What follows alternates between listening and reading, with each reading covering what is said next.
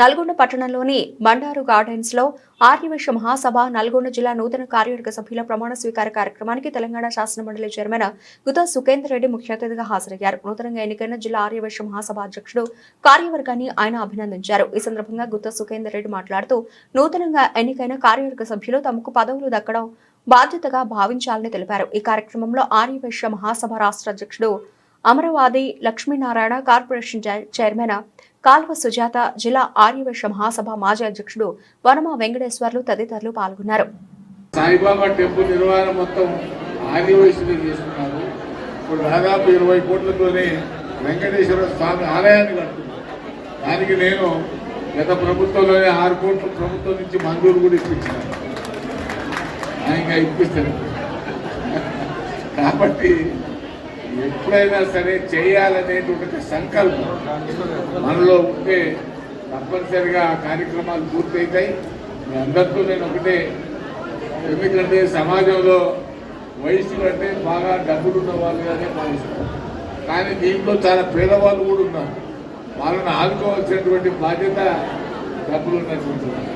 అందుకనే రాష్ట్ర ప్రభుత్వం వైశ్య కార్పొరేషన్ ఏర్పాటు చేసింది.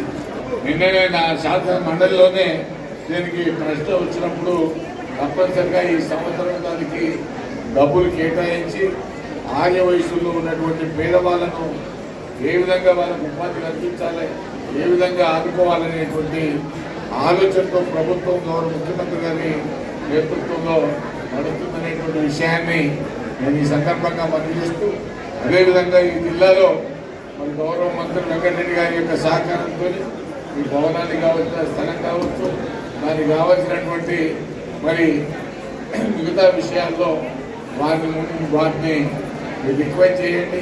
సుజాత గారు కూడా రిక్వెస్ట్ చేసినట్టయితే ఖచ్చితంగా నా సంపూర్ణ సహకారం ఉంటుంది. నేను కూడా గౌరవ మంత్రి గారికి చెప్తానని చెప్పి ఈ సందర్భంగా మనం చేస్తూ మరి నూతన కార్యవర్గ ప్రమాణ స్వీకార కార్యక్రమం సందర్భంగా మమ్మల్ని ఆహ్వానించి మీరందరినీ కలుసుకునేటువంటి అవకాశం కల్పించినందుకు ప్రత్యేకంగా ధన్యవాదాలు. అదేవిధంగా 2 సంవత్సరాలుగా వన వెంకయ్య గారు కానీ వాళ్ళ కార్యవర్గం కానీ చాలా సమస్యలను పరిష్కారంలో కీలక పాత్ర పోషించినందుకు వారికి కూడా నేను ప్రత్యేకంగా అభినందన తెలియజేస్తూ, ఇదే స్పిరిట్తోనే ఇదే ఒక సంపూర్ణమైనటువంటి ఒకరికొకరు సహకరించుకుంటూ ముందుకు పోవాలని చెప్పి మీ సంఘం అన్ని కార్యక్రమాల్లో పాల్పంచుకోవాలని చెప్పి మీ సందర్భంగా మనవి చేస్తూ సెలవు తీసుకుంటూ ఉన్నాను. నూతన అధ్యక్షుడు